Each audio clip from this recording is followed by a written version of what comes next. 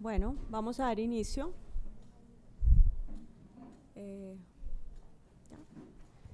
Muy buenas tardes.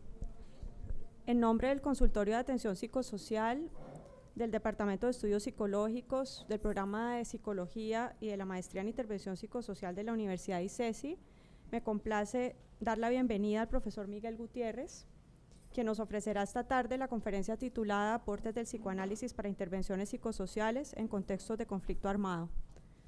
El profesor Miguel Gutiérrez es psicoanalista, miembro de la Nueva Escuela Lacaniana y de la Asociación Mundial de Psicoanálisis.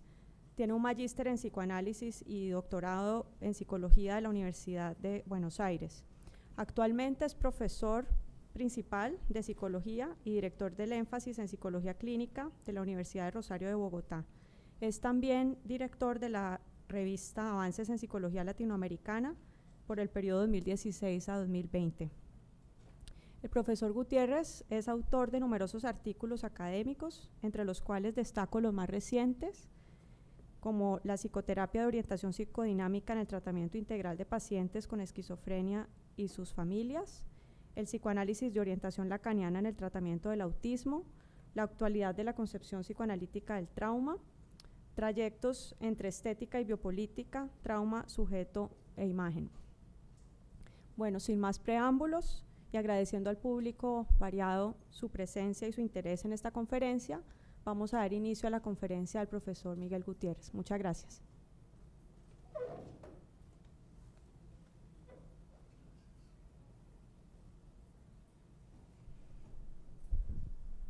Bueno, pues buenas tardes. Muchísimas gracias a todos por estar acá. Es un gusto poder estar un rato con ustedes, conversar un poco sobre este tema que me interesa tanto. Le agradezco inmensamente a la doctora Jimena haberme hecho esta propuesta y bueno, a todas las directivas de la universidad por esta oportunidad de estar acá. Yo quiero con esta conferencia transmitirles un poco a ustedes lo que yo considero que puede aportar el psicoanálisis, no solo a psicoanalistas, sino a todo el que se encamina a trabajar en lo que tiene que ver con intervenciones psicosociales, ¿sí? No creo de ninguna manera que lo que pueda ofrecer el psicoanálisis sea acostar a todos los que están atravesados por el conflicto armado en un diván, a asociar libremente. Si bien eso puede ser la elección de algunos pacientes, el someterse a un tratamiento psicoanalítico, no creo que sea la idea que tenemos los psicoanalistas de que ese es el tratamiento ideal para todo el mundo. Nos sucede incluso a veces que nos consultan pacientes y podemos recomendarles que lo ideal es que no se psicoanalicen. Creo que es evidente también que un problema y una dinámica tan compleja como la de nuestro país, a ella no puede responder solamente una disciplina, y por eso siento que lo que se deriva de trabajos interdisciplinarios, cuando esos grupos funcionan, es que surge lo más interesante. En el Rosario, yo participo de la Universidad del Rosario, participo de dos grupos, uno que creamos recientemente que se llama el Centro de Atención Psicosocial, por sus siglas CEPSO, es bastante fácil de recordarlo. Además, como tiene una sede virtual, hablamos de CEPSO virtual y parece que tenemos una alta recordación en la universidad. Y ahí trabajamos con personas de diferentes disciplinas y también desde la vicerrectoría de la universidad se creó un grupo que se llama el Grupo Janus, que es un grupo interdisciplinario sobre estudios de paz y conflicto. Creo que todas las universidades están trabajando el tema de paz, posconflicto.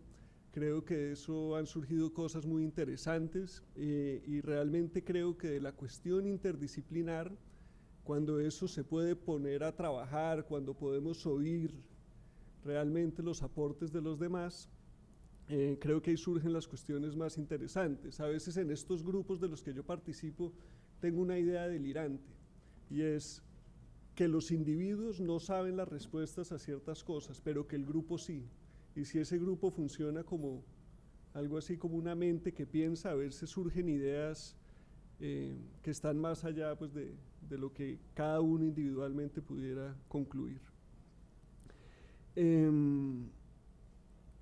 La conferencia la voy a dividir en dos partes. Inicialmente quiero hacer muy rápidamente un recuento histórico de lo que yo considero es la relación íntima que tiene el psicoanálisis con lo psicosocial, y después voy a centrarme en 4 aportes que yo he elegido que pueda hacer el psicoanálisis a este tema, 4 aportes muy arbitrarios que no creo que agoten todo lo que el psicoanálisis tiene para decir, pero que me parecieron importantes y que los derivo un poco tanto de mi práctica clínica como del estudio de este tema que me interesa tanto.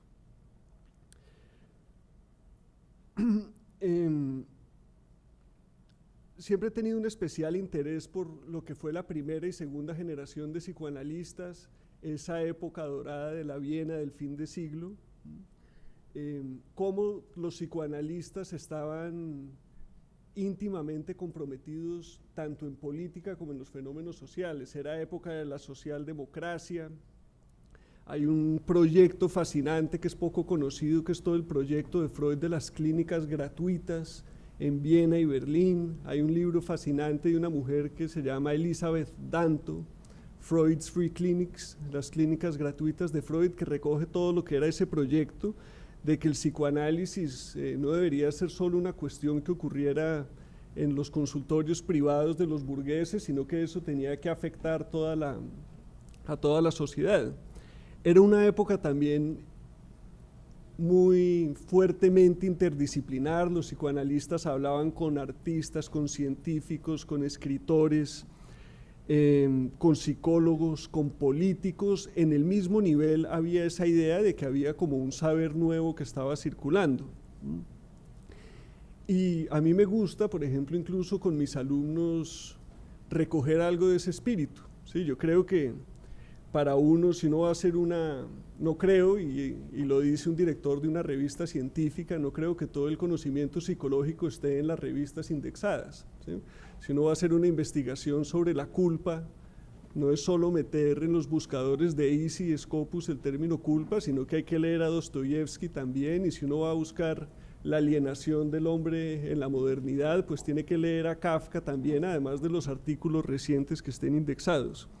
Me parece que ese espíritu lo tenía esa época del psicoanálisis. En Hungría yo he trabajado bastante, un psicoanalista húngaro, Sándor Ferenczi,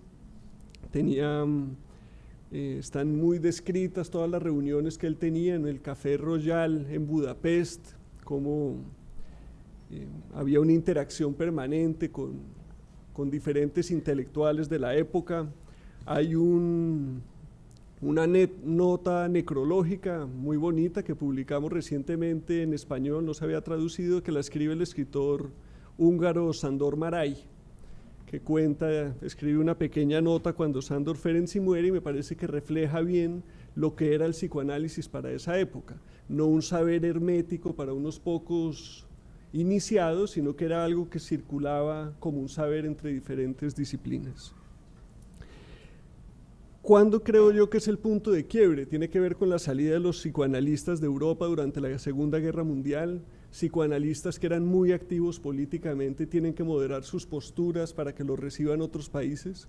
Cargaban 3 estigmas: psicoanalistas, judíos y de izquierda. ¿Sí? Ya la cuestión estaba complicada.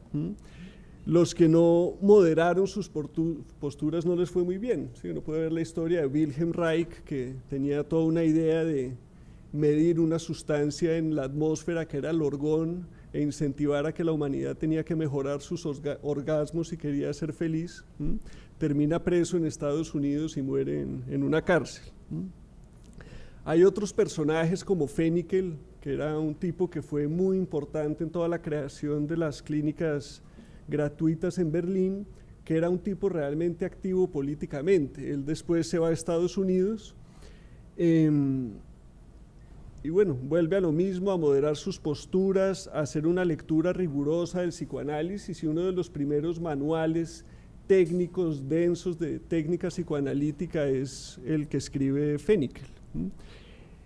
Eso empieza a dar cierta tecnificación del psicoanálisis. Hay un norteamericano apellido Eisler que también, digamos, es como el culmen, digamos, de esa tecnificación del psicoanálisis, que a mi juicio es completamente contraria a lo que era el espíritu freudiano, ¿sí? Hay otro libro que les recomiendo que se llama Freud no ortodoxo, Unorthodox Freud, que es muy interesante porque recoge con relatos de pacientes que se analizaron con Freud cómo trabajaba Freud realmente. Y se ve que lo que se entiende por psicoanálisis ortodoxo no tiene nada que ver con el modo como trabajaba Freud. Me parece que así Freud, sí fue una preocupación de Freud que se dijera cualquier cosa en nombre del psicoanálisis. Es cierto que esa primera y segunda generación de psicoanalistas trajeron a muchos personajes muy extraños que decían cualquier cosa en nombre del psicoanálisis, le interesaba la rigurosidad de eso, pero creo que siempre fue fiel a la idea de que es el paciente y el caso particular el que determina el modo como se hace una intervención y no al contrario, ¿sí? Hay una imagen de la mitología griega que es la cama de Procusto, Procusto tenía una cama y si el viajero era muy cortico, entonces lo estiraban para que ocupara todo el largo de la cama, y si el huésped era muy largo, pues le cortaban las piernas, ¿sí? A veces las técnicas psicológicas terminan siendo eso, como unas camisas de fuerza a las que el paciente se tiene que acoplar y no al contrario. Hay ejemplos muy interesantes de Freud, de sus curas a caballo o sus curas a pie, o por ejemplo el psicoanálisis que hace en un solo día al compositor Gustav Mahler, que nos hablan, digamos, de toda una gama distinta de modos de intervenir. Posterior a la Segunda Guerra Mundial, entonces vemos un psicoanálisis que se vuelca al interior de los consultorios.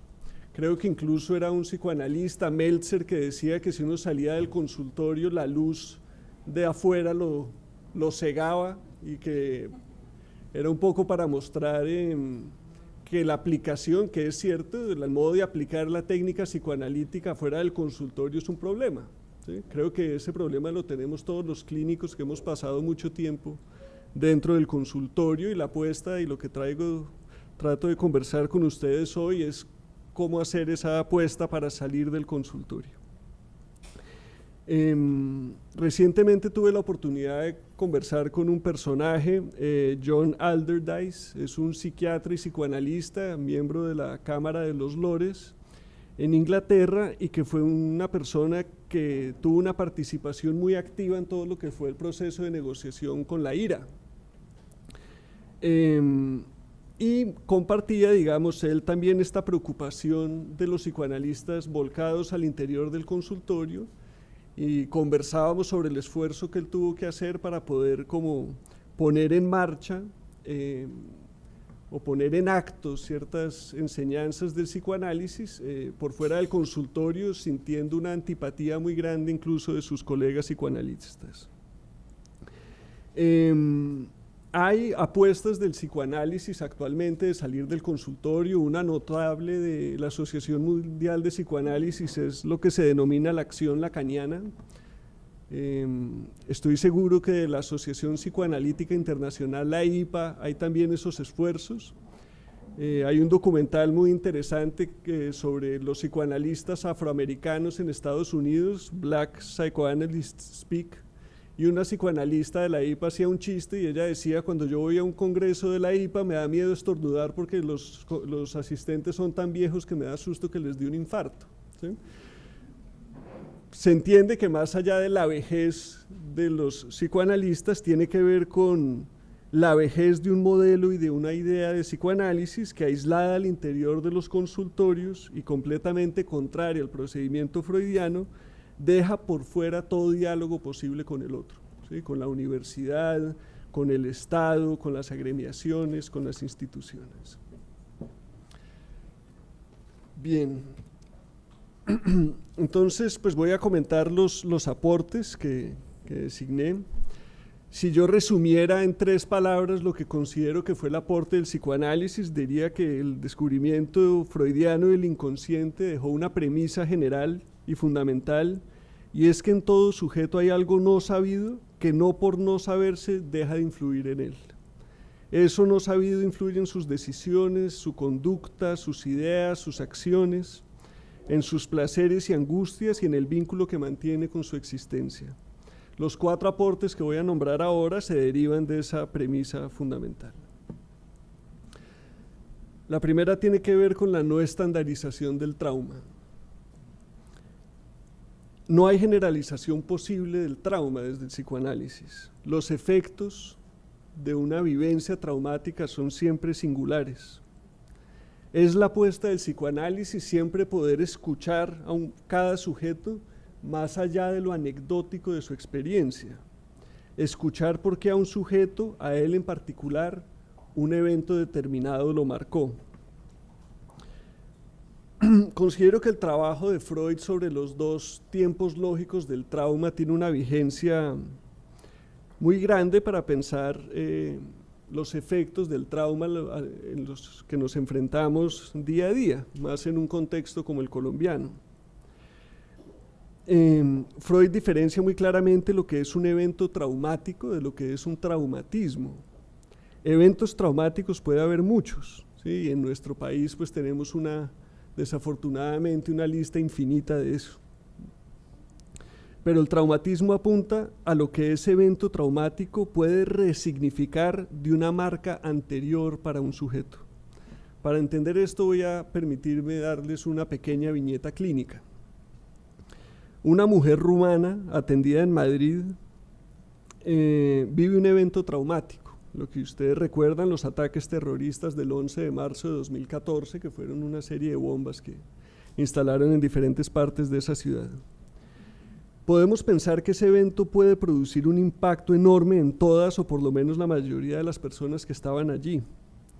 Pero el análisis del caso en particular permite ver que se trata de algo muy particular para cada sujeto, el modo como una escena específica se torna traumática. Cuando ocurren las explosiones, esta mujer sale corriendo por entre los heridos y los muertos.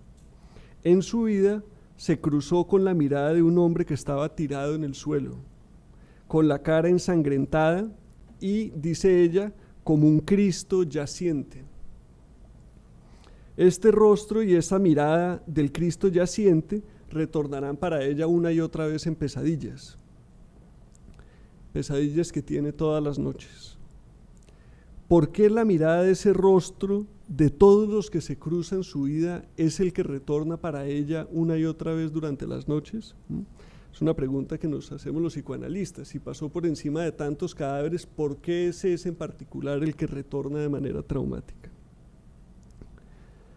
La asociación Cristo yaciente es una construcción de la paciente, es el modo como se figura ese rostro en su mente. En las entrevistas con la psicoanalista que la atendió, esta mujer afirma que se siente culpable por haber salido corriendo de la estación, por no haberse quedado a ayudar a los heridos, por no estar a la altura del ideal transmitido por su padre, un padre todo amor, muy religioso, perteneciente a la iglesia de los adventistas del séptimo día. Este padre pobre, que era capaz de transformar un trozo de pan en un regalo, le había enseñado que frente a la agresión del otro había que responder como Cristo, poniendo la otra mejilla. Ella ha faltado al deber de socorrer los heridos y el Cristo yaciente se lo recuerda cada noche en una pesadilla que se repite.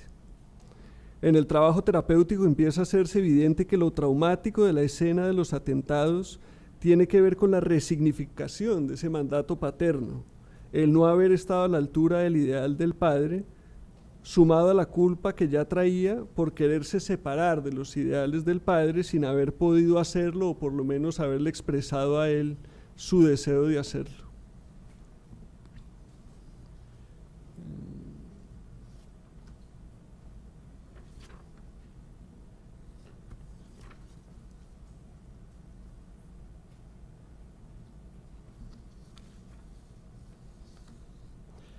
Bien. Segundo, lo que se ha nombrado la posición ética de no saber o no comprender. La posición de no saber o no comprender es una posición clínica y ética fundamental, de la que se ha ocupado extensamente el psicoanálisis. Desde el psicoanálisis consideramos que es esencial el poder escuchar a aquel que nos habla desde un lugar de no saber, es decir, no anticipar el discurso del otro o anteponer nuestras propias interpretaciones frente a ese discurso. Una de las exigencias que trae la formación psicoanalítica es justamente el entrenarse para no saber, o mejor aún, poder soportar una posición de no saber. Es una posición clínica y ética de vital importancia para poder recibir lo que el otro nos dice y estar lo suficientemente vacíos o vaciados para poder alojar lo absolutamente singular del discurso del otro. Hay un elemento de la arquitectura japonesa que se denomina un tokonoma, que es un espacio vacío alrededor del cual se construye una casa. No es un espacio que eventualmente uno llene con muebles o con otros objetos, sino que su función es precisamente alojar ese vacío alrededor del cual la casa se eleva. Es un lugar vacío imprescindible para que una casa sea habitable, incluso para poder recibir a los invitados según una disposición particular. El tokonoma es un lugar que puede tomar formas y magnitudes distintas, desde una estancia hasta un espacio ubicado en la pared para situar objetos florales. Así, frente a los sujetos traumatizados que se animan a hablarnos, debemos mantener ese espacio vacío y que sea alrededor de él y no de nuestras interpretaciones y preconcepciones que se despliegue su discurso. El tercero lo he llamado el respeto por los tiempos lógicos. En consonancia con lo anterior, hay que ser muy respetuosos de los tiempos lógicos de los sujetos atravesados por el conflicto. No puede forzarse una víctima a hablar. Circula cierta idea derivada de una mala lectura sobre el funcionamiento de la psicoterapia, según el cual es siempre bueno hablar. Y que si un sujeto traumatizado habla, eso va a ayudarle en su recuperación. Esto carece de sentido si no se tienen en cuenta ciertos tiempos lógicos. Los medios de comunicación son muchas veces, frente por ejemplo a un sujeto liberado de un secuestro, los primeros que les piden a las víctimas hablar, y no hablar de cualquier cosa, sino de los huesos más duros de sus experiencias. Es fundamental preguntarse cuándo es pertinente hablar, cuándo es necesario poner límite también a la catarsis. Es necesario que como profesionales podamos respetar los silencios, darle un lugar muy importante a los silencios y que esos silencios puedan ser acogidos por nosotros. Guy Briole, que fue por mucho tiempo el psiquiatra y psicoanalista encargado de los hospitales militares en Francia, tenía a su cargo el recibir rehenes franceses liberados en distintas partes del mundo. Su experiencia clínica le enseñó que lo fundamental era respetar los tiempos de cada sujeto y estar disponible para recibir su palabra cuando él estuviera preparado para pronunciarla. Aprendió también que no era posible tener un plan de intervención preconcebido que fuera necesariamente el mismo para cada sujeto. Veía, por ejemplo, que en el caso de las personas que han estado secuestradas o separadas de su familia por mucho tiempo, el reencontrarse con ellas podía ser también traumático y que en muchos casos un sujeto liberado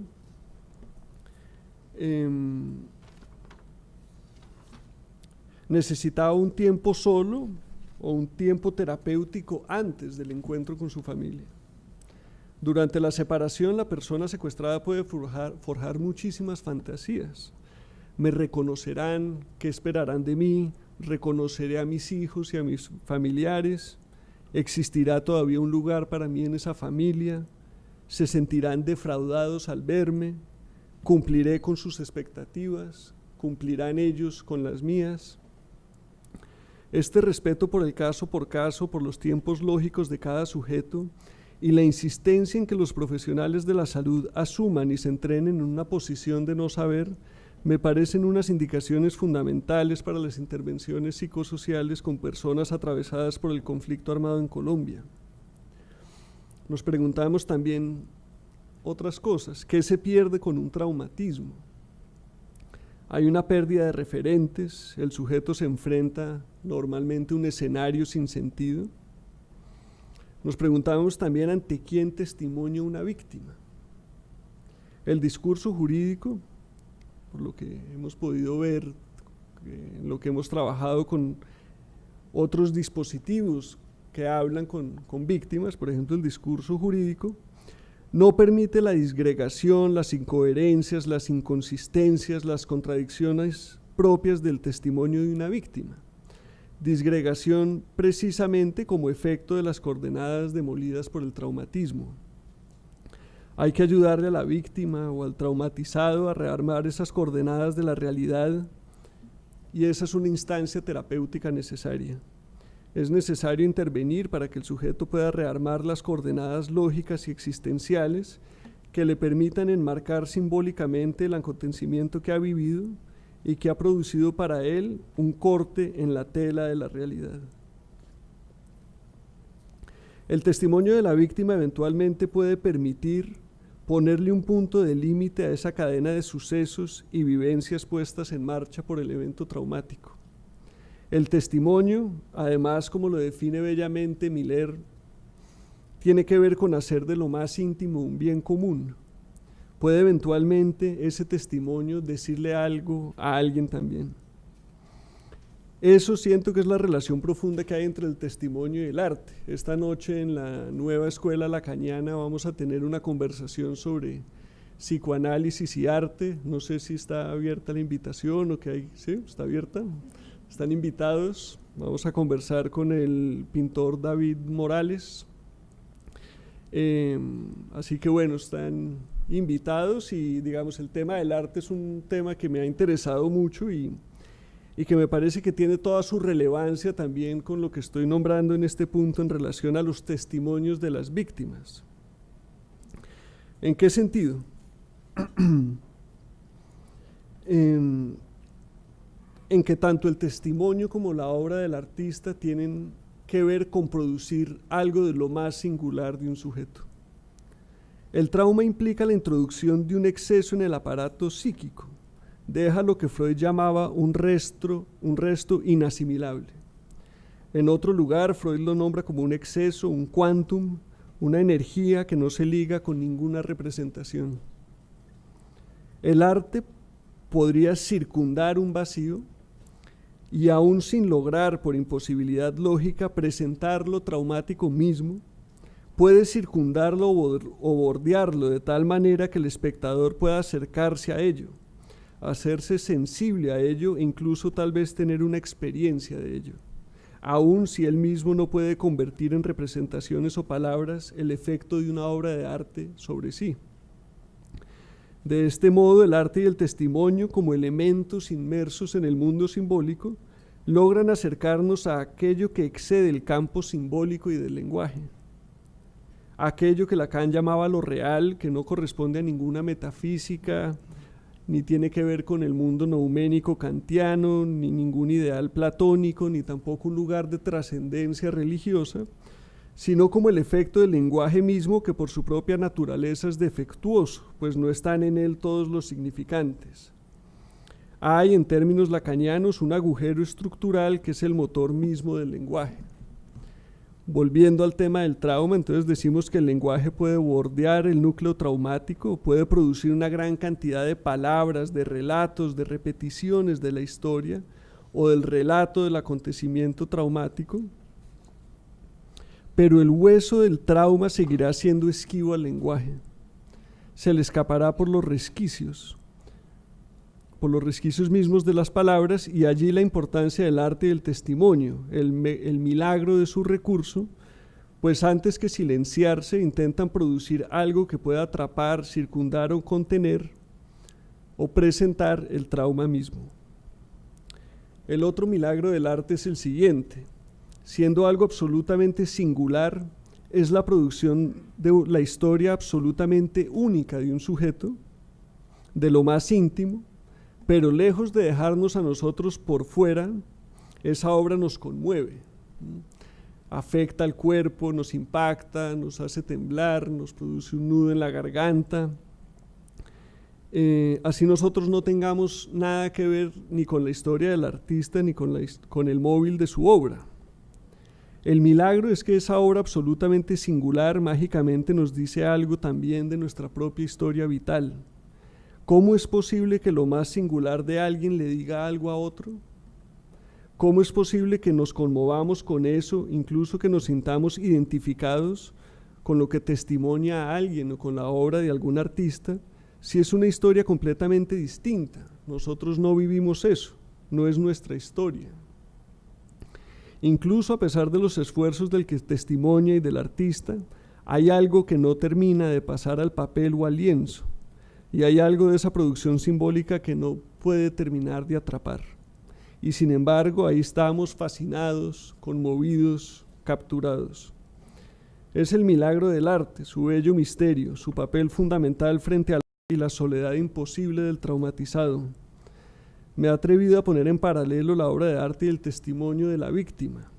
Tal vez toda obra de arte, y sería algo para preguntarnos esta noche, es si toda obra de arte sea en sí misma un testimonio, precisamente de lo más singular de un artista. Es importante, como nos lo demuestra el trabajo con sujetos que han padecido experiencias traumáticas, tener en cuenta que la pérdida que hace evidente el trauma es irreparable. No es del orden de llenar un vacío, sino de hacer algo con ese vacío, con esa pérdida, distinto a padecerla o sufrir por ella.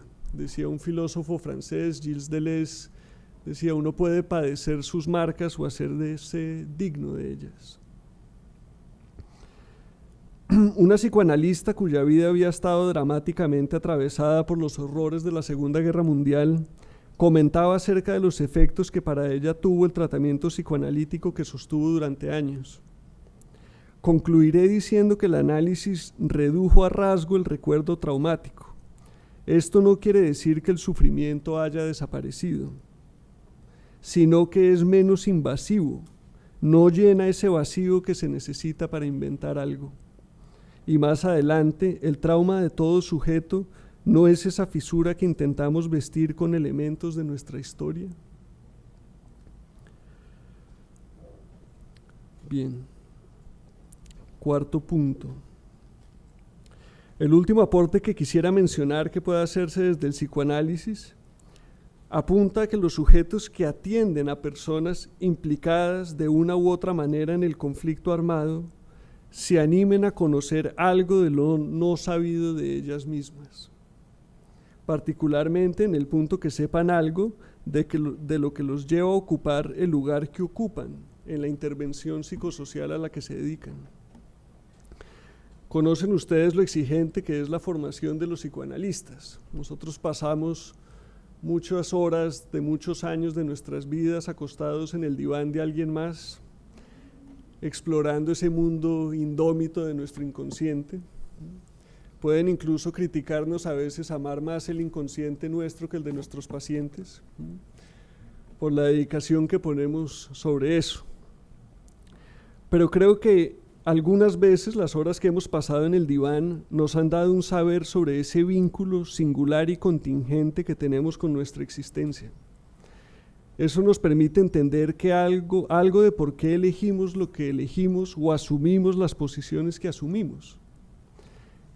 Hemos en algunos casos también podido bordar ese núcleo incurable de nosotros mismos y transformar la relación nuestra con eso incurable, poniéndolo al servicio de algo distinto que de nuestro propio sufrimiento y al servicio de las curas de aquellos que nos consultan. Muchas de las personas que trabajan con víctimas o actores de la violencia en Colombia los encontramos francamente desbordados.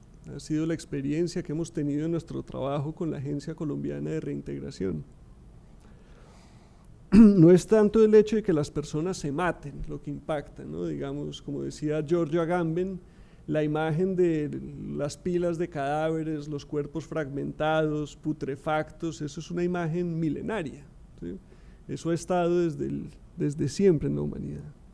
Pero es como otra cosa, es como cierta dimensión de dolor y de horror, que es lo que realmente impacta a estas personas que trabajan con esta población. Es ver cómo no basta con matar al otro, sino que hay que borrar las huellas de su existencia. Borrar que hubiese habido la presencia del otro sobre la faz de la tierra. Este dibujo a mí me impactó mucho, que es de un estudio que hace el periodista Javier Osuna sobre lo que fueron los hornos crematorios en el norte de Santander. Esta es una imagen, un dibujo hecho por un soldado que llega y asiste a este lugar. Entonces uno ve los hornos crematorios, ve los cuerpos en las bolsas, pero tal vez la imagen que más me impacta es la del soldado que está en la esquina de allá, que seguramente está vomitando, ¿sí? Ya el impacto sobre el cuerpo de no poder soportar ese horror. Son ese tipo de experiencias que son infinitas, ¿no? Desafortunadamente, cuando creemos que hemos tocado límite con el horror en nuestro país, vemos que no estamos ni cerca de eso, ¿no? Y es ese impacto el que yo veo que desborda a las personas que trabajan con esta población. Entonces la pregunta es esa: ¿por qué alguien, ustedes, elegirían trabajar con eso? ¿Qué los lleva a esa elección tan particular? ¿Sí? Como conversaba con un colega, ¿qué otra cosa aparte de nuestro masoquismo, ¿sí? o nuestros ideales redentorios nos llevan a elegir eso? Él también me lo formulaba al contrario: ¿por qué alguien no elegiría trabajar con esto si es lo más importante? Pero vemos que tiene un costo subjetivo alto y que no es una decisión que elija cualquiera. Freud mantuvo una correspondencia con Albert Einstein acerca de la guerra convocada por lo que en ese momento se llamaba la Liga de las Naciones, y Freud afirmaba que él no creía posible que pudiera extinguirse el impulso agresivo en el hombre. Se asombraba de que hubiera pacifistas como él que hubieran podido hacer algo distinto con su agresividad que agredir al otro. Y ahí exaltaba lo que él llamaba el gran valor psíquico y social de la sublimación, que era lo que estaba en juego en la creación artística. El psicoanálisis interroga fuertemente el porqué de esta antipatía del humano frente al otro. Vemos todo el tiempo un ascenso del racismo y de la xenofobia que no cesa. Lacan habla de lo insoportable que nos resulta el modo de gozar del otro, nuestro impulso a aniquilar eso insoportable del otro, del mismo modo que hacemos todos nuestros esfuerzos y ponemos todas nuestras defensas en marcha para no saber nada de lo insoportable de nosotros mismos. El otro, el infierno son los otros, ¿no? Decía Sartre en su obra A Puerta Cerrada. Con esta persona que les decía que conversé en la negociación con la IRA, Alderdice, él comentaba que no encontraba entre los intelectuales y políticos que consultaba mejores explicaciones a la violencia de las que encontraba en la gente del común, que eran teorías más o menos disfrazadas, más lúcidamente maquilladas unas que otras, pero en últimas una disputa entre buenos y malos. Muchas veces surge el argumento de la psicopatía para explicar el caso colombiano, ¿sí? Entonces tienen que ser unos psicópatas muy particulares los que desentierren unos cuerpos, los piquen, o como nos cuenta también este periodista, que utilicen los hornos para quemar gente viva, pues tienen que ser unos psicópatas los que hagan eso. Desafortunadamente, la cuestión es mucho más compleja que eso. Una filósofa, Hannah Arendt, acuñó un término a partir de sus conversaciones con Eichmann, que fue la banalidad del mal. Y ese término nos ha servido para explicar que para hacer el mal no hay que ser particularmente malos. Tampoco es un tema de educación. Los hombres, decía Freud en un escrito del que se llama De Guerra y Muerte, han querido creer que las malas inclinaciones del hombre serían desarraigadas y bajo la influencia de la educación y del medio cultural sustituidas por inclinaciones para hacer el bien. Siendo este el caso, puede uno en verdad maravillarse, decía Freud, de que en los así educados la maldad pueda volver a aflorar con tanta violencia. En realidad no hay desarraigo alguno de la maldad. La guerra produce, hasta ahí la cita de Freud, la guerra produce las condiciones para que se dé rienda suelta a la crueldad, incluso cuando esta elección se ha hecho con las mejores intenciones o movido por los más altos ideales morales, amorosos, políticos. dándole razón a ese adagio popular que dice el infierno está empedrado de buenas intenciones. Es fácil hacer el mal en nombre del bien. La guerra deshumaniza la muerte, priva de la muerte, convierte los cuerpos en fragmentos dispersos que son recogidos después de la batalla, piezas sueltas que un instante antes fueron cuerpos habitados por una historia. ¿Sí? La guerra borra la historia de los cuerpos. Entonces, ante este devastador escenario, el conocer un poco mejor el por qué uno ha elegido trabajar con eso puede llevar a los profesionales de las intervenciones psicosociales a estar más protegidos frente a aquello ante lo cual se confrontan en su trabajo diario. Algunos han definido que el sujeto del psicoanálisis es el sujeto de la responsabilidad. Es ante todo un sujeto que decide. ¿Por qué alguien ha decidido lo que ha decidido? Este es además un punto de grandes implicaciones para todo lo que tiene que ver con el trabajo de reinserción de personas, de actores del conflicto armado. ¿Podrán estas personas poner a trabajar ese vínculo particular con la existencia que los ha llevado a que elijan lo que eligieron al servicio de otra cosa? Esta pregunta nos la hacemos todo el tiempo cuando trabajamos en escenarios de reinserción. Bien, para cerrar propongo que sigamos una indicación de Freud y es que oigamos a los poetas. Acompañémosla de una indicación de Nietzsche que decía también que los artistas gozaban de cierta anticipación, que la filosofía debería estar a la altura de los artistas. Y sumémosla además a una frase de Agamben también que decía que para ser contemporáneos hay que ser un poco anacrónicos. Hay un poeta del siglo XIX, Hölderlin, que fue compañero de cuarto de Hegel y de Schelling. Mientras Hegel fundó toda una doctrina filosófica y Schelling también, Hölderlin pasó gran parte de su vida en un manicomio en Tubinga. La obra de él nos muestra no solo la lucidez del poeta, sino la lucidez de la locura.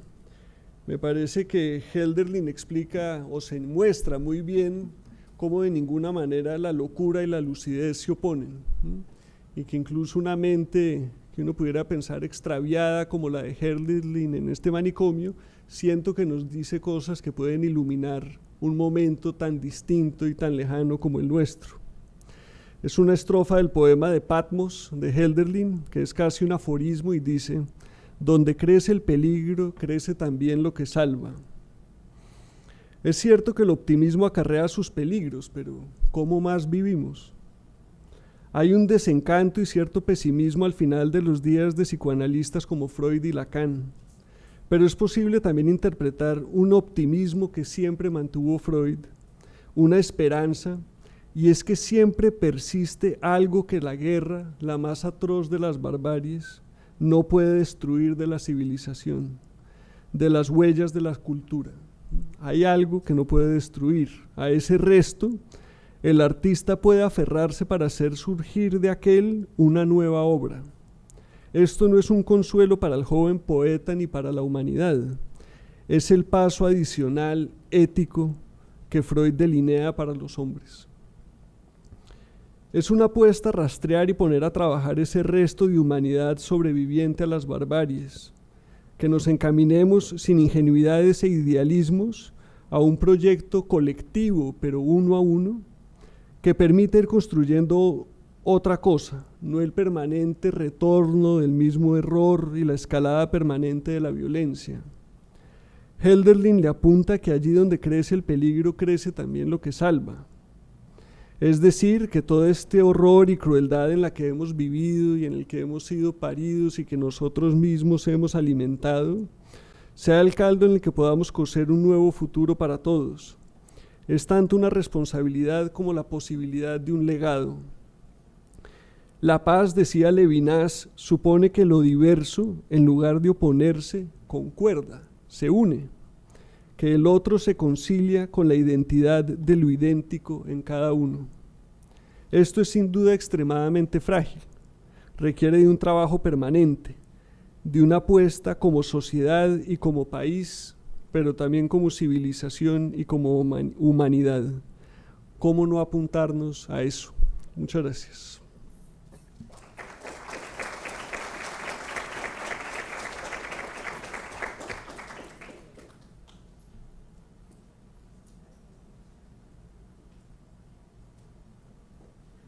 Bueno, muchas gracias. Vamos a abrir entonces el espacio para preguntas y comentarios del público. Alzan la mano y les pasamos el micrófono, por favor.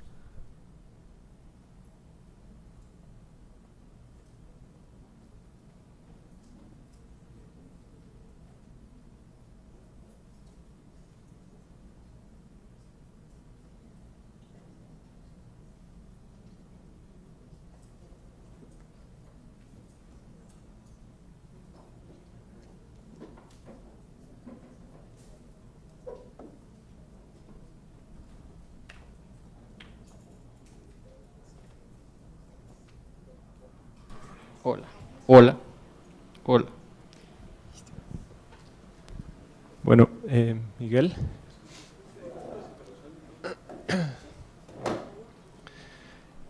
Pues Miguel, muchas gracias por la conferencia, muy interesante la parte teórica y histórica del concepto de sacar el psicoanálisis de los consultorios, y eso me genera la pregunta de qué hace o cómo están uniendo las fuerzas en la Universidad del Rosario y con la Agencia para la Reintegración, qué tipo de prácticas puntuales están haciendo buscando eso que usted estaba comentando.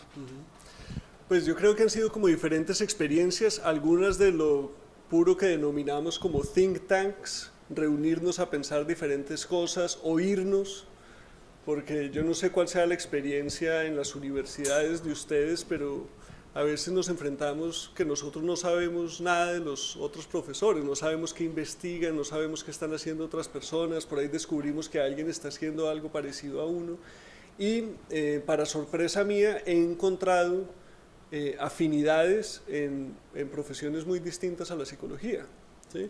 Donde he podido poner en marcha proyectos de investigación con antropólogos, abogados, que no había podido poner en marcha con mis colegas psicólogos.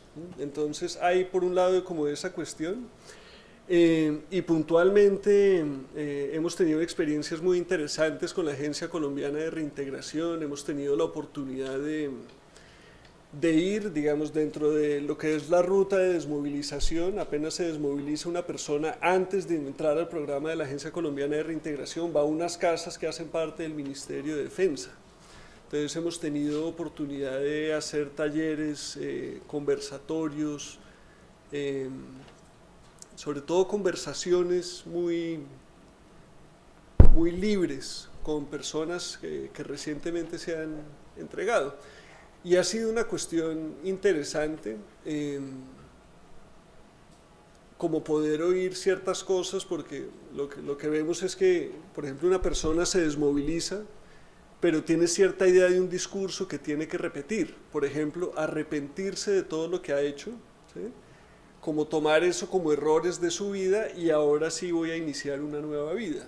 Ha habido todo un trabajo también de rescatar lo valioso de esa experiencia para ellos. Hacer muchos esfuerzos para que no se nos imponga de entrada la cuestión de lo bueno y lo malo, ¿sí? De unos buenos y unos malos, ¿sí? Es un ejercicio muy difícil, ¿sí? Y pienso que lo interdisciplinar nos permite como conversar de esas otras maneras. Y la sensación todo el tiempo en estos grupos es que nadie tiene la razón, ¿sí? Sino que, y lo siento profundamente así, hay que inventarlo, ¿sí? Yo traje algún ejemplo de la Segunda Guerra Mundial, alguna cosa, pero yo siento que el escenario colombiano es tan singular que aquí tenemos que escribir nuestra propia doctrina. Estamos en mora de eso.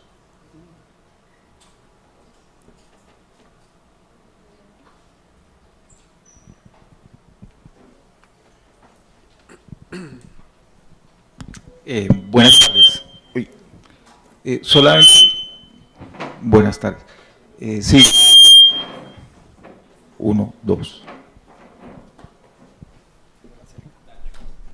Ya, bueno, gracias.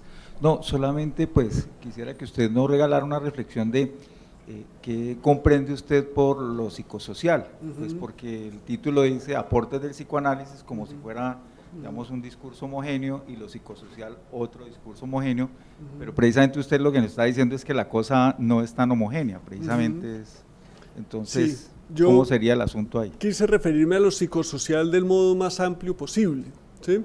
Digamos, apuntando a todo lo que tiene que ver no solo, digamos, con intervenciones como propias de lo psicológico, de lo clínico psicológico, sino lo que tiene que ver con todo tipo de intervenciones que impliquen el trabajo con poblaciones, con otros, todo lo que aborde, digamos, esa dimensión no solo psicológica, sino psicosocial, lo tomo, digamos, en su acepción más amplia, ¿sí? Pero no sé si frente a eso tuviera usted como una reflexión distinta, algo que quisiera comentar de eso, o cómo, si quisiera precisar algo. No, lo que pasa es que, digamos, como se nombra de esa manera, digámoslo, uno lo que ve inclusive en apuestas como de bienestar familiar, se habla de lo psicosocial, y cuando se va a entrar digamos, a comprender el asunto, empieza uno a ver que o juntan trabajo social y psicología, y de esa manera pues rápidamente se habla de lo psicosocial, entonces no es una cosa homogénea, entonces uno dice, bueno, ¿de qué está hablando de lo psicosocial cuando hablan del asunto? Exactamente, y digamos, a mí me parece interesante, y por eso también hablaba de lo multidisciplinar, que yo no creo que lo psicosocial pertenezca necesariamente a una disciplina, ¿sí? Yo soy el secretario para Colombia de la Asociación Mundial de Rehabilitación Psicosocial, WAPER por sus siglas en inglés, y es una organización mundial, digamos, inicialmente enfocada sobre el tema de salud mental, pero justamente vemos haciendo parte de una red de intervención psicosocial mundial personas de las más diversas profesiones. Y yo siento que esa diversidad de profesiones le aporta a lo psicosocial. Cuando se reduce a lo disciplinar, pues me parece que cae en el vicio de lo que justamente lo psicosocial quiere superar, y es que pues se abarque esa cuestión como un todo, todas las dimensiones de eso tan amplio que es lo psicosocial. Pero es cierto que incluso a nivel de la Asociación Mundial la Asociación Mundial de Rehabilitación Psicosocial nos cuesta precisar qué es lo psicosocial, porque hay tantos paradigmas, tanta historia que da la vuelta a eso. Digamos, esta organización en particular se crea como una contracara de la Asociación Mundial de Psiquiatría. Digamos que dentro de lo biopsicosocial la psiquiatría se fue por lo bio, ¿sí? Y lo psicosocial de las intervenciones quedó secundario. Entonces es más como una respuesta a eso. Buenas tardes. Desde su punto de vista y experiencia, las estrategias para no masificar la atención, porque cuando masificamos la atención a las personas del conflicto, las tendemos a categorizar en patologías. Y desde la postura de la psiquiatría, en el último Congreso Nacional de Psiquiatría, se habló acerca del conflicto y de esas estrategias para intervenir. Dos de las universidades grandes que están trabajando con eso tienen una corriente psicoanalítica, pero se enfrentan contra ese muro de contención que está poniendo el gobierno, porque ellos piden la masificación. Ese es el tema más duro de todo, seguramente, y va a un problema más amplio, digamos, hace parte de un debate incluso más amplio, digamos. Yo dirijo el área de psicología clínica del Rosario y soy muy crítico a la psiquiatrización de la psicología, ¿sí? Porque yo creo que los psicólogos no solo trabajamos con enfermedades mentales, ¿sí? O sea, el psicólogo lo consultan otras cosas, alguien que quiere tomar una decisión en la vida, alguien que quiere entender algo, alguien que quiere explorar su mundo interior, pero hay cierta cuestión, cierto imperativo del sistema de salud que hay que clasificar, y si uno no pone un diagnóstico, esa persona no ingresa al sistema de salud, ¿sí? Entonces muchos psicólogos viven su vida en las periferias del sistema de salud, ¿sí? Siendo que hay como un intento de homogenizar esa cuestión. y con todo el tema de las intervenciones basadas en la evidencia, que tienen su lado interesante y su lado complicado también. Interesante en el sentido que busca abolir los modelos y como encontrar, digamos, sustentos empíricos para las intervenciones, que es interesante, pero son claramente respuestas a los modelos psiquiátricos, entonces la intervención más precisa para cada uno de los modelos psiquiátricos. Entonces yo creo que esa es una cuestión complicadísima, y yo pienso que esa es una lucha que hay que dar. Yo no sé cómo. Yo no sé cómo, porque creo que la psicología en general se siente, o los psicólogos, yo los siento muy cómodos en el sistema de salud, a los psicólogos clínicos.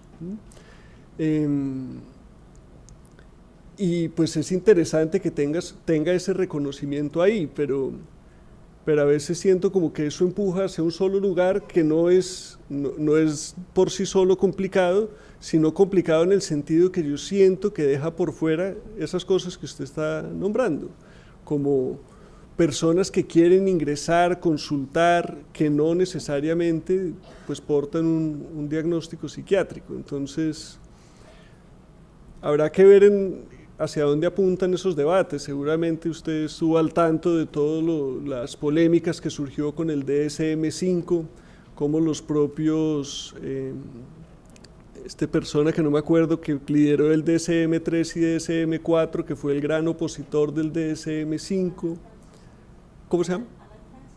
Alan Francis, exactamente. Entonces, pienso que hay como un debate caliente ahí, pero es muy interesante eso. Y pienso que es interesante abordarlo justamente de la experiencia clínica, no de defender uno su trinchera o su gremio, sino realmente qué vemos en la experiencia clínica que necesitan las personas que nos consultan. Hola, buenas tardes.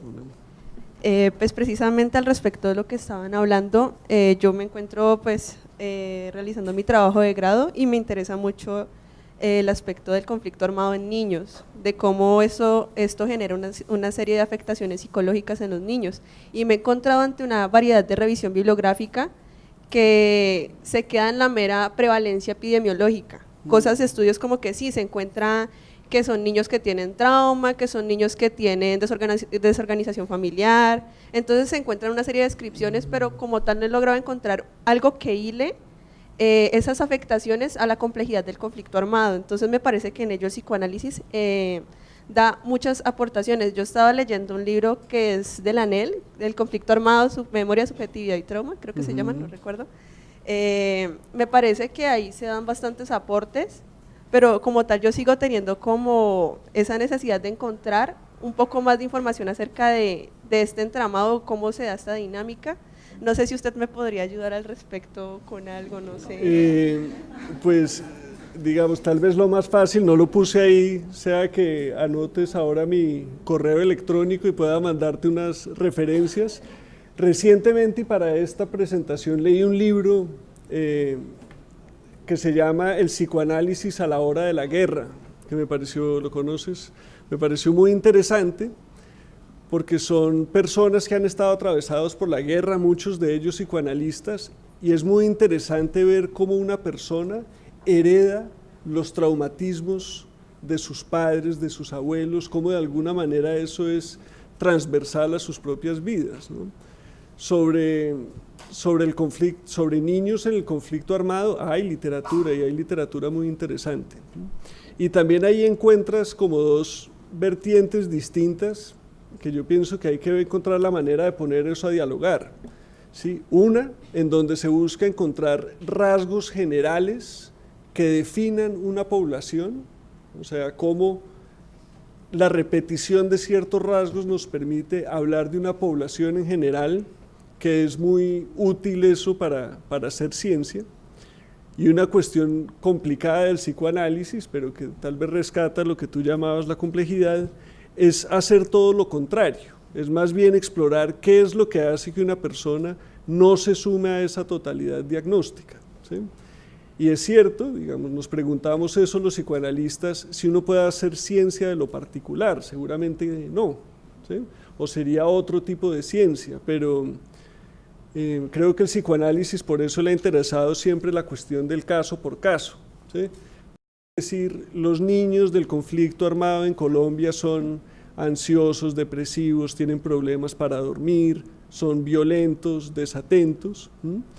Que uno pudiera armar, digamos, una clasificación de ese estilo, seguramente va a encontrar algunos niños que no, ¿sí? O algunos niños que sí presentan eso, pero no estuvieron atravesados por el conflicto armado.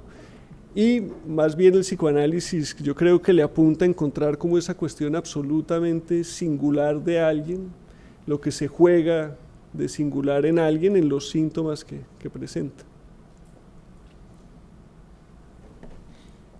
Buenas tardes. Yo también tengo una duda con respecto al conflicto armado y sus consecuencias, en el sentido de que el conflicto armado hablamos de víctimas, pero hay otro tipo de víctima que justamente nos corresponde hacer a nosotros, porque nosotros somos como los que heredamos, por así decir, todo lo que viene con el conflicto armado, desplazados y todas las consecuencias tanto políticas y económicas que implica. Entonces mi pregunta viene como respecto a qué estrategias o qué intervenciones se puede uno pensar desde el psicoanálisis para hacer trabajo ya con la comunidad como tal, con la ciudad, porque hay estigma, hay rechazo, hay apatía, donde de alguna u otra forma también nos involucra como víctimas, pero no víctimas directas, sino víctimas porque también tenemos esa consecuencia que nos trae el conflicto armado. Pero rechazo, cuando usted se refiere a rechazo, ¿se refiere a rechazo de quién o hacia quién? No, rechazo de nosotros, digamos, por desplazados que vienen a la ciudad, o políticas que se incrementan y que involucran de alguna u otra forma a todos en aspectos bien sea económicos o políticos. No sé si lo habías pensado de esa forma o... Sí, pues pienso que hay como diferentes cosas para pensar, son temas gigantescos, complejísimos, ¿no? Pero pues no sé cómo lo ves tú, yo creo que digamos, las intervenciones puntuales habría que pensarlas a la luz de la población y de la, digamos, la dinámica que se ponga en marcha, pero pienso que algunas de estos 4 puntos que resalté, pues apuntarían justamente como a sacudir un poco ese tipo de posiciones, esos rechazos, como en el cuestionamiento tanto de lo que nosotros mismos repetimos de eso, como a poder escuchar en el otro qué es lo que se juega en sus convicciones, en sus ideales. Pero sí, ese es todo un tema a pensar.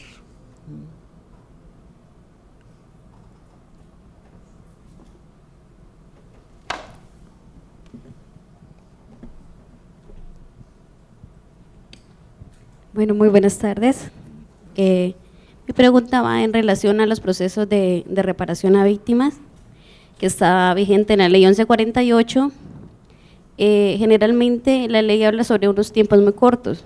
Usted menciona sobre un proceso largo desde el psicoanálisis. Entonces, en estos casos, o sea, ¿cómo se podría manejar si dentro de la ley, dentro de la política pública, nos habla de algo grupal y algo corto, la supuesta reparación desde los procesos psicosociales? Claro, no, yo tal vez cuando me refería a lo extenso tenía en mente la cuestión de como un psicoanálisis clásico, pero pienso, digamos, justamente que las intervenciones que pueden hacerse no son solo implementando como ese tipo de, digamos, de psicoanálisis, de una intervención extensa.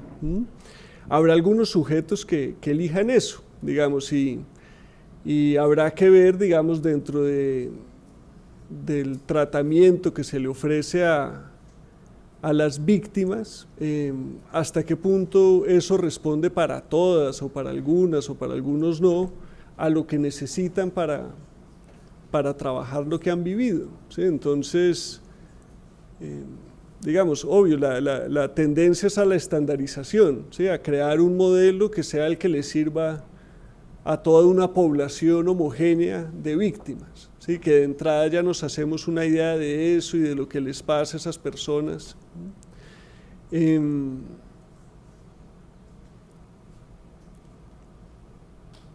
Frente a eso, digamos, pensaría dos cosas. Por un lado, hay que pensar, digamos, qué dispositivos serían necesarios o urgentes de implementar para cierta población, si las víctimas sienten que lo que están recibiendo es suficiente o no, ¿sí? O si eso les está permitiendo trabajar sus experiencias o no, pero también, digamos, sugeriría a las personas que se encargan de esas intervenciones que así haya esa limitación en el tiempo, en los dispositivos, siempre, digamos, se pueda ejercer una escucha muy atenta a lo más singular de cada una de estas personas que ahí cuentan su historia, hablan, poder salir de lo anecdótico a realmente tratar de atrapar algo de lo que se juega de más específico para cada una de esas personas. Es posible que lo que se ofrece para las víctimas sea un escalón en un proceso determinado, pero que se requieran muchas otras cosas. Hay que evaluar eso y ver la manera de inventar esos dispositivos. Por eso insisto que yo siento que hay mucho por inventar en este tema.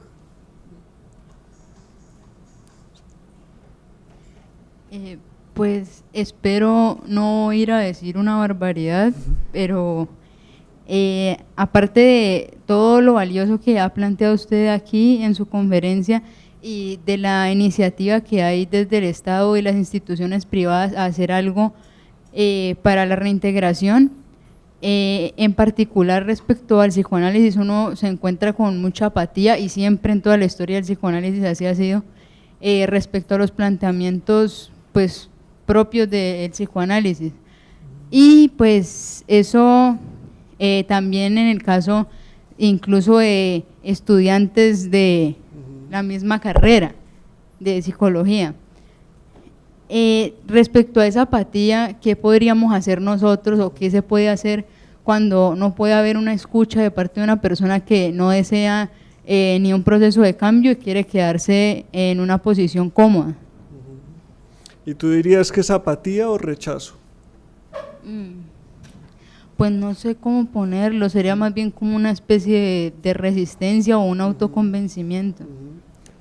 Sí, a ver, frente a eso, pues es cierto, ha estado siempre en la historia del psicoanálisis, incluso si leen esta nota que escribe Sándor Márai sobre Ferenczi del año 33, ya hablaba de que los bolcheviques lo encontraban muy capitalista, de que otros, digamos, el rechazo al psicoanálisis siempre ha estado en diferentes momentos, aunque ha habido épocas donde el psicoanálisis ha sido la corriente imperante, ¿sí? Si uno estudió psicología en los 70, los decanos de las facultades de psicología eran psiquiatras psicoanalistas, ¿sí? Y los cursos de psicopatología eran psicoanalíticos, ¿sí? Y después hay otros momentos donde hay un avance de corrientes conductistas, cognitivistas, ahora sentimos el empuje de las neurociencias, hay como esa cuestión, digamos, permanentemente. Y yo creo que es como un movimiento natural de cómo funciona la psicología, en la dificultad que tenemos en últimas de poder realmente agarrar nuestro objeto de estudio. Yo creo que en gran parte ese rechazo hacia el psicoanálisis ha sido culpa de los psicoanalistas, por lo mismo que digo, de insertarse en sus consultorios, de no tener interés en dialogar con el otro, de crear un lenguaje hermético que es muy fascinante y entretenido al interior de las escuelas y asociaciones psicoanalíticas, pero deja completamente por fuera al otro, ¿sí? Entonces los psicoanalistas se han encargado de aislarse a sí mismos, y creo que ha habido en la historia del psicoanálisis mucha prepotencia en ese sentido, que que ha sido complicada, ¿sí? Yo pienso que el psicoanálisis tiene cosas para decir, pienso que tiene cosas para aportar, y pienso que hay que hacer un ejercicio, y pienso que la universidad es ese lugar donde estas cuestiones se conversen, donde estas cosas se hablen. Yo me imagino la universidad como un sitio donde pueden coexistir una serie de saberes disponibles para los estudiantes, que puedan entrar, sumergirse, que sean distintas, todas rigurosas y buenas, pero distintas.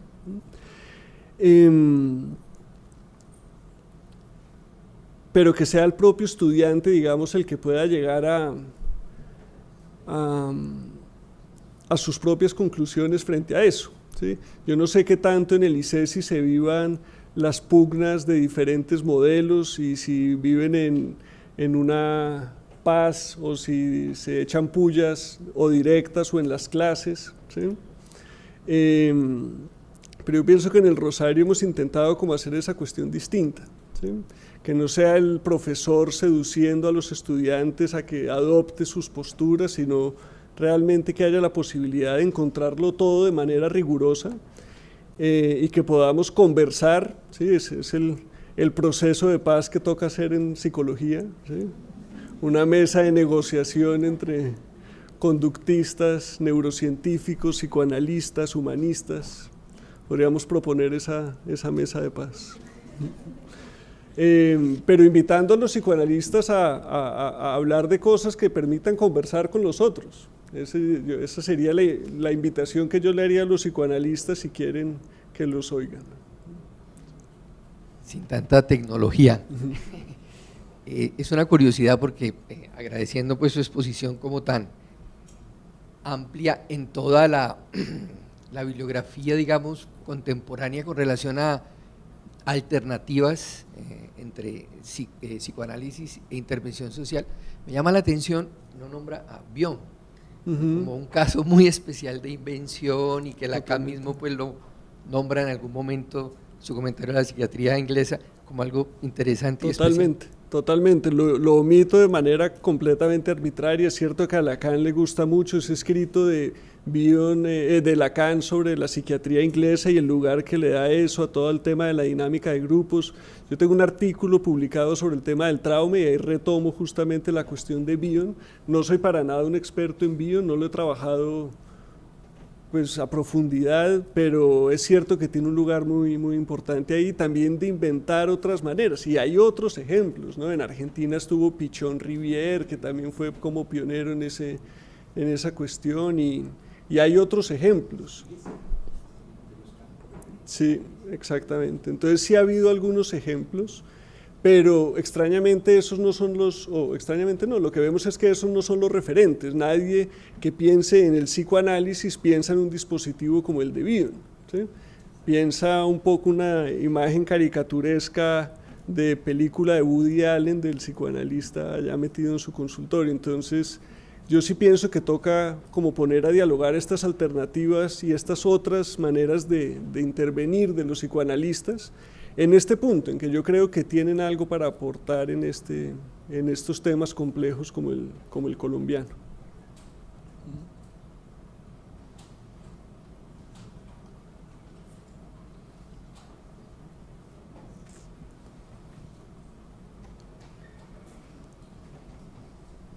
Entonces, muchísimas gracias a Miguel. Muchas gracias a ustedes.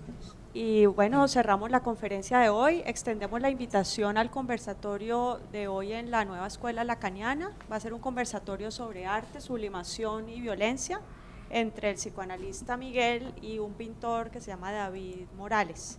Entonces es entrada gratuita por si quieren asistir. Mañana, para los estudiantes de psicología de ICESI y profesores de psicología de ICESI, también tenemos el espacio de caso por caso a las 10 de la mañana. La conferencia es en la nueva escuela lacaniana. Ahora le doy la dirección. Al que esté interesado le doy la dirección, pero no me la sé de memoria. ¿Usted se sabe la dirección, Manuel? Claro. Bueno, ahora la buscamos en internet. Muchas gracias. Bueno, gracias.